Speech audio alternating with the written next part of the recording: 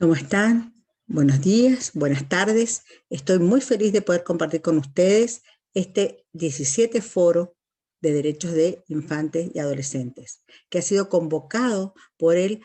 Tribunal Superior de Justicia de Venezuela, por la miembro, la doctora Marjorie Calderón Guerrero, que ella, aparte, es una gran colaboradora y luchadora por los derechos de niños, niñas y adolescentes, como presidenta también de la Sala de Casación Social y Jurisdicción en la Protección de Niños, Niñas y Adolescentes.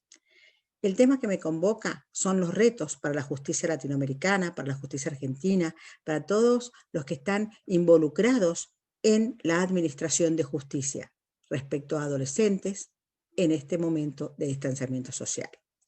Sabemos, sí, que muchas veces la historia nos sorprende y este año 2020, en el mes de marzo, muchos de nosotros tuvimos que dejar nuestras actividades habituales tanto en la justicia como en la capacitación, para repensar cómo seguimos adelante, ya que teníamos el gran riesgo de contraer una enfermedad letal y que es muy contagiosa, y por eso muchas de las instituciones dejaron de atender presencialmente a los y las adolescentes, dejaron de administrar esta justicia especializada porque tenían que pensar cómo lo hacían respetando estos derechos y estas garantías. Ha sido un gran desafío coexistir con este virus y bajo esta modalidad de asincrónica, ¿no? De comunicarnos con los y las adolescentes entre los distintos órganos de la justicia a través de WhatsApp, a través de reuniones virtuales, por Zoom como esta o por Meet, o cualquier otra manera, ¿no es cierto?, de podernos ver, de poder administrar, de poder conocer los procesos, de poder respetar los derechos de los y las adolescentes, ¿sí?, sin vulnerar también este distanciamiento social impuesto coactivamente y con el fin de proteger la salud de todas y todos las personas que habitan en cada uno de los países. Algunos tomaron mayor, digamos, prevención, mayor distancia, otros no, pero en general todas y todos tuvimos que aprender otra forma, ¿no es cierto?, de comunicarnos y de que la justicia llegara a los y las adolescentes, que puntualmente son aquellos que están en mayor situación de vulneración de derechos, de vulnerabilidad, y que muchas veces vulneran el derecho de terceras personas, ¿sí?, pero llevados puntualmente por esa falta de educación, por esa falta de contención, por esa falta de respeto de sus derechos. Yo siempre digo que un niño que llega a la justicia penal muchas veces empezó en esa otra justicia de niñez o de familia, donde no se actualizaron sus derechos y por eso no tuvo la posibilidad de actuar muchas veces de otra manera.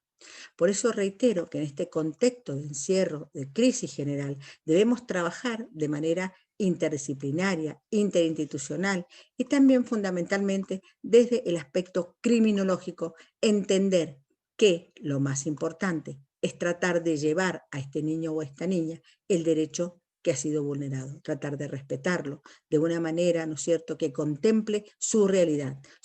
que a veces es miseria, que a veces es pobreza, que a veces es narcotráfico, que a veces es el acceso, ¿no es cierto?, a sustancias que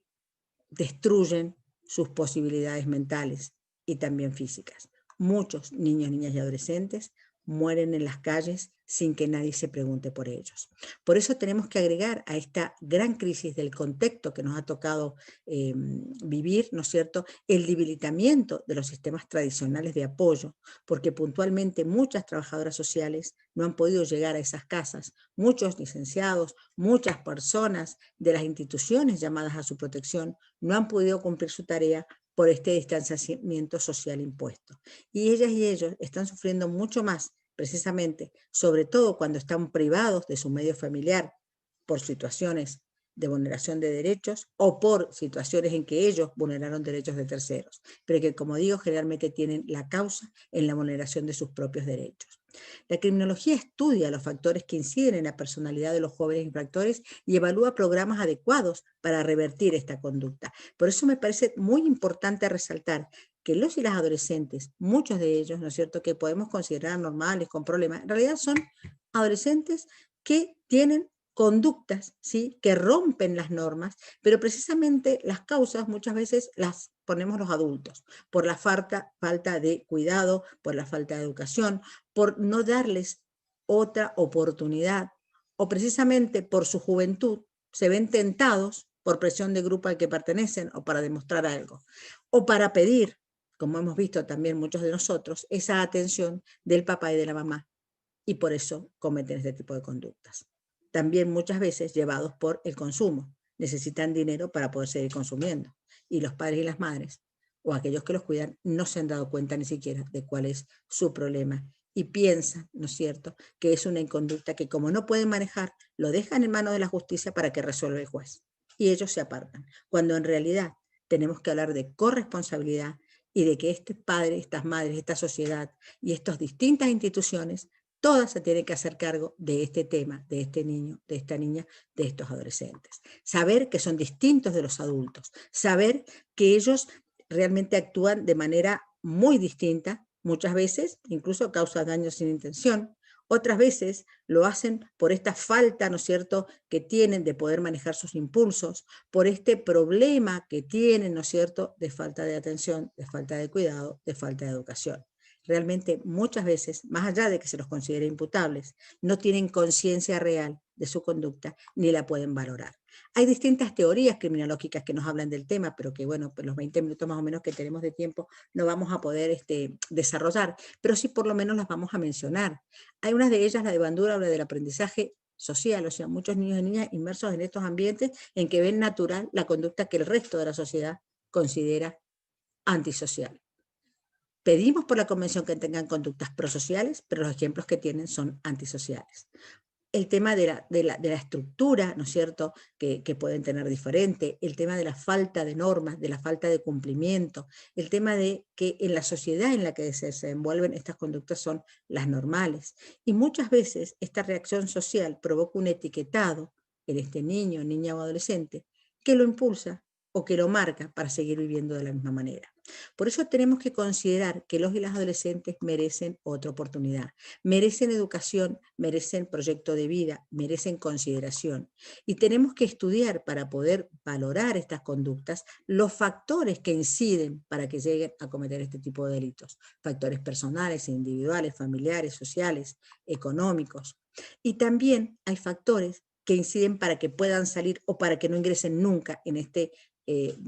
esta conducta, que son los factores protectores, que generalmente parten de la familia y parten de la sociedad.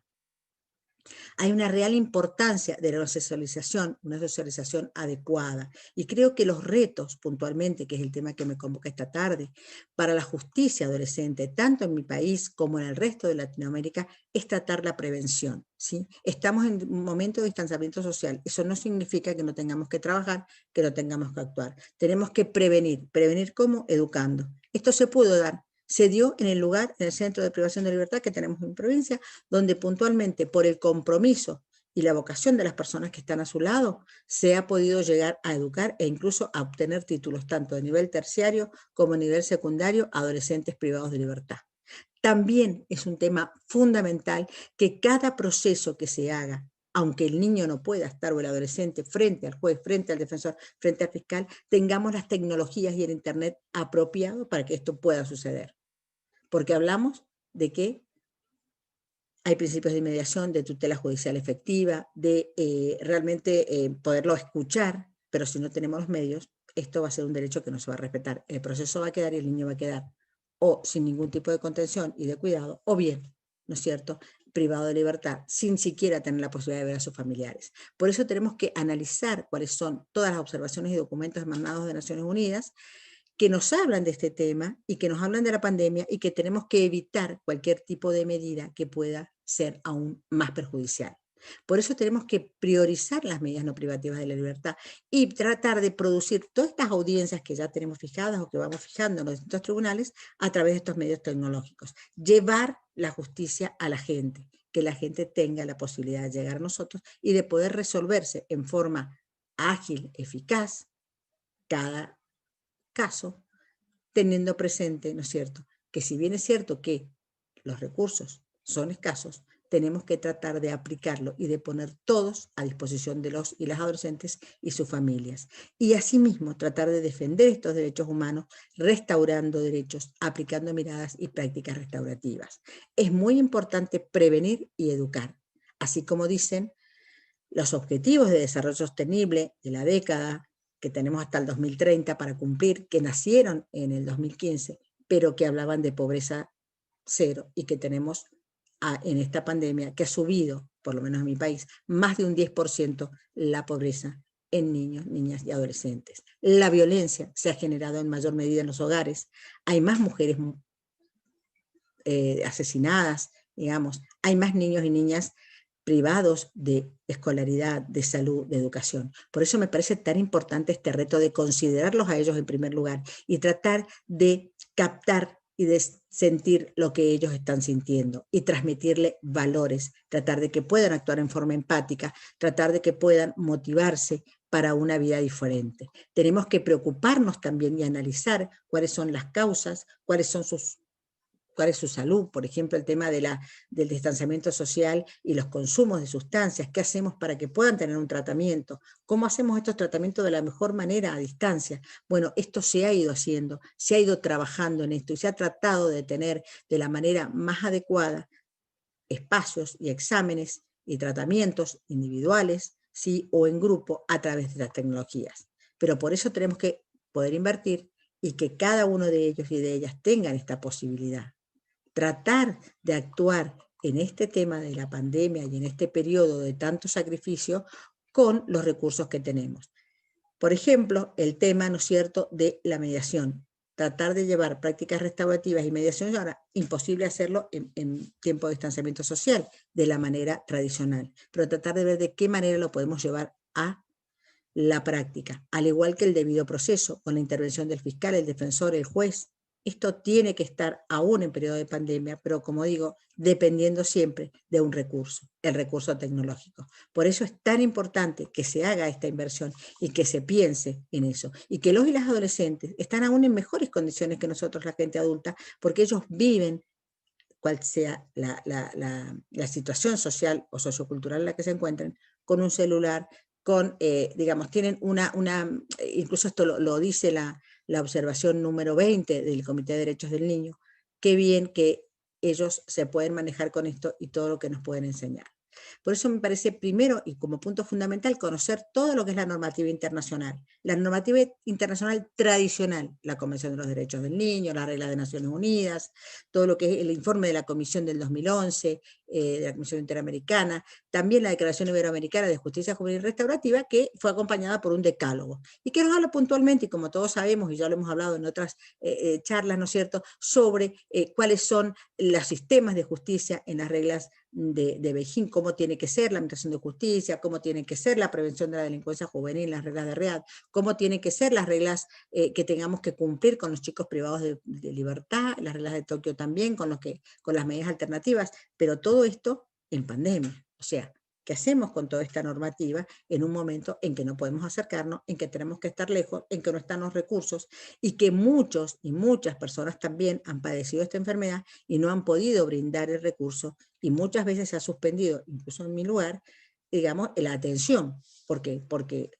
el lugar se llenó de COVID-19. Entonces, tenemos que pensar de qué manera llegamos a tener una justicia ágil, rápida, eficaz, transparente y restaurativa, que impulse la reflexión, que impulse el apoyo y que impulse, como dice precisamente la Declaración Iberoamericana, ¿no es cierto?, el seguimiento de actividades que están relacionadas con estos mecanismos alternativos y restaurativos. Por eso tenemos que tratar de darle una intervención a todos los efectores y de todas maneras, aún con las tecnologías, poder llegar a articular políticas y poder llegar a articular, digamos, estrategias de intervención interdisciplinaria e interinstitucionales. Y también es muy importante que estas, digamos, situaciones, ¿sí?, sean minimizadas en cuanto a la mínima culpabilidad, o sea, tratar de aplicar mayormente el principio de oportunidad, tratar de aplicar mayormente medidas preventivas y fundamentalmente lograr que los niños, niñas y adolescentes que han sido puestos en situación de privación de libertad puedan tener una atención especial y puedan cumplir con los objetivos de educación, con los objetivos de programas inclusivos y que cada día puedan llegar a tener libertad de la manera más, digamos, pronta, porque ningún niño, según la Convención, debe ser privado de libertad en forma ilegal o arbitraria, y fundamentalmente como último recurso tiene que llegarse a esta resolución. Entonces, qué importante es ver y observar cuáles son las situaciones y cómo hacemos que la familia, las víctimas, la comunidad y el Estado puedan intervenir incluso en estos momentos de distanciamiento social. Respetar los derechos de niños, niñas y adolescentes, posibilitar que las medidas que se tomen sean educativas, de inclusión, que realmente se pueda capacitar a las personas que están trabajando en esto y que se pueda llegar a hacer realidad que los niños, niñas y adolescentes sean tratados en un ambiente de paz, amor y comprensión, con un principio de igualdad y de no discriminación que trasvase todas las medidas, y también que exista una adecuada, digamos, articulación de los efectores para poder ser escuchados. Sabemos que los lugares de privación de libertad, como ha pasado acá, se han habilitado módulos, se han habilitado lugares para que ellos puedan tener un contacto, aunque sea virtual, con su familia, pero tenemos que tratar de posibilitar su externación en la medida de lo posible y que puedan acceder así, ¿no es cierto?, a una salud integral, tanto física como mental. Pensemos en qué nos pasa a nosotros encerrados, piensen qué les pasa a ellos con esta situación difícil. Por eso me parece muy importante la interacción con todos los efectores de forma interdisciplinaria, interinstitucional, propiciar realmente que cada adolescente pueda comprender el hecho que se le imputa, pero que también pueda salir de esa situación para no volverlo a reiterar. Por eso creo que es fundamental en estos momentos de pandemia, que no sabemos cómo terminan, si viene otra ola, si no viene otra ola, respetar la normativa también que nos ha brindado los organismos internacionales de Naciones Unidas. Las directrices esenciales que tienen que ver con los derechos humanos y la pandemia, la resolución del alto comisionado, ¿no es cierto?, que habla sobre los derechos humanos también en las Américas, y fundamentalmente el Comité de Derechos del Niño, que nos ha hecho reflexionar profundamente, y que seguramente José Ángel Rodríguez, que va a estar en este foro también, nos va a hablar de qué es lo que ellos nos piden, y fundamentalmente es esto: respetar la dignidad, tratar de no privar de la familia, tratar de salvaguardar los derechos de los niños y niñas que están encerrados en sus casas, de los y las adolescentes que quizá en este momento también no tengan, y como sabemos la pobreza ha subido tanto, que comer. Tenemos más del 60% de niños, niñas y adolescentes que están en una situación de pobreza. Por eso me parece tan importante, como dice Michelle Bachelet, que es una alta comisionada, expresidenta de Chile, que precisamente en las directrices, en su preámbulo, que tenemos que tratar de aplicar un informe holístico, o sea, integral, que tenemos que proteger a todos los sectores y fundamentalmente a los más vulnerables, respetar a los niños, niñas y adolescentes, respetar la situación en la que se encuentran, llevar adelante los juicios, resolver sus problemas, resolver los expedientes en los que están involucrados, como digo, de manera virtual, de manera accesible, y no privar de la libertad, sino es la medida necesaria que no podemos aplicar ninguna otra. Por eso me parece que en pandemia debemos observar también, como dije, estos documentos que nos hablan de que se han suspendido muchos derechos, se han suspendido muchas situaciones de acercamiento, de educación, de familia, de salud, pero que tenemos que tratar de que esto realmente no afecte más aún a los y las adolescentes. Por eso, cuando queramos suspender algún tipo de, digamos, de derecho, o cuando se deba suspender, como ha sido el derecho a la circulación, el derecho incluso a veces a la salud, porque no se ha podido llegar a tener los tratamientos que normalmente se tienen, que esta suspensión esté basada en la ley, en la necesidad, en la proporcionalidad, y que sea de un periodo pequeño, o sea, que un periodo acotado, y que siempre estén dirigidos a evitar, como estado de excepción, ¿no es cierto?, la muerte o la falta de respeto, ¿no es cierto?, como se dice, a los derechos fundamentales. Tienen que estar dirigidos a esto, a cumplir con el interés superior de los niños, niñas y adolescentes, y nunca tienen que ser de manera desproporcionada o abusiva. Por eso me parece muy importante que también hay una recomendación de que se deben resolver los recursos de amparos, los recursos de habeas corpus, las acciones, y todo esto que contribuya a darle una seguridad jurídica a los niños, niñas y adolescentes. Las personas fundamentalmente privadas de libertad en estas direcciones tienen que tener la posibilidad de educarse, tienen que tener la posibilidad de salir, y nosotros, los adultos responsables, las adultas responsables, tenemos que incluirlos y reflexionar sobre de qué manera y de qué forma vamos a llevar adelante. ¿Cómo se ha llevado adelante? Bueno, como digo, con las tecnologías, tratando de acercarlos, tratando de llevar adelante las audiencias, de poder hacer las entrevistas de manera virtual, de poder visitar con todos los recaudos las familias que más lo necesitan, de poder brindarles una ayuda social cuando es necesaria también, y de poder enseñar como se debe a niñas y adolescentes para poder terminar la escolaridad. Como digo, por ejemplo, en nuestra provincia se pudo lograr gracias al trabajo comprometido de las personas que están a su cuidado. También las visitas familiares ha sido un gran problema. Pensemos en ellos y en ellas que están privados de ver, que se ven a lo mejor por un teléfono, que no saben si a lo mejor alguna abuela o algún abuelo ha fallecido. Todos sufrimos mucho durante estos 9 meses, pero tenemos que tratar de salir adelante y de cumplir con sus derechos. Tratar de tener el cumplimiento de las normas de convivencia, de internalizar en ellos y en ellas, ¿no es cierto?, que su cuidado también es cuidar al adulto que tienen quizá en su familia,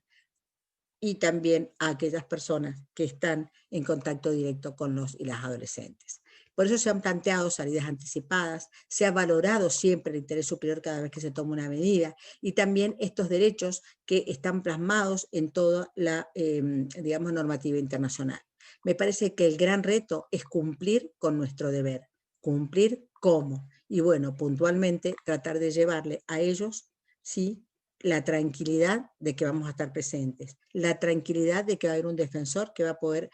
realmente tener a su cargo esta defensa técnica y que los va a poder escuchar, porque uno de los mayores problemas que se tiene en la justicia es la falta de escucha de los y las adolescentes.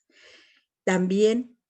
tratar de comprender cómo podemos hacer para que aún cuando no exista, ¿no es cierto?, esa instancia de parte de un defensor oficial o de un defensor particular, los jueces estén pendientes de cómo hacen para llevar adelante esta justicia eficaz, esta justicia ágil, esta justicia que merecen los niños, niñas y adolescentes. De nosotros depende respetar todos estos derechos, la flexibilidad, la tutela judicial efectiva, la especialidad, ¿no es cierto?, la inmediación, el tratar de que ellos y ellas tengan, ¿no es cierto?, esta respuesta restaurativa, esta mirada diferente que los incluya, tanto a ellos como a sus familias, a las víctimas y a la comunidad. Sabemos que es difícil, que en pandemia esto se ha hecho realmente una tarea casi en algunos casos imposibles de llevar adelante, pero que por suerte hemos podido cumplir. Sobre todo capacitarnos, ser proactivos y ser humanos. La justicia humanizada para los niños, niñas y adolescentes. Bueno, muchísimas gracias por escucharme. Yo espero que podamos seguirnos reuniendo, seguirnos capacitando y seguir respetando los derechos de los y las adolescentes en contacto con el sistema penal, que es la peor situación que les puede tocar. Pero también pensemos que es consecuencia de la falta de prevención, de la falta de educación, de la falta de compromiso, muchas veces, en las instancias anteriores. Así que los convoco a conocer a nuestra asociación, que es una asociación interinstitucional, interdisciplinaria, y que convoca a todas las personas que estén involucradas y que estén interesadas en trabajar en estos temas para poder crecer y para que el discurso de todas estas observaciones, de todos estos principios y también, ¿no es cierto?, de todos estos documentos internacionales sea una práctica en América Latina. Muchísimas gracias.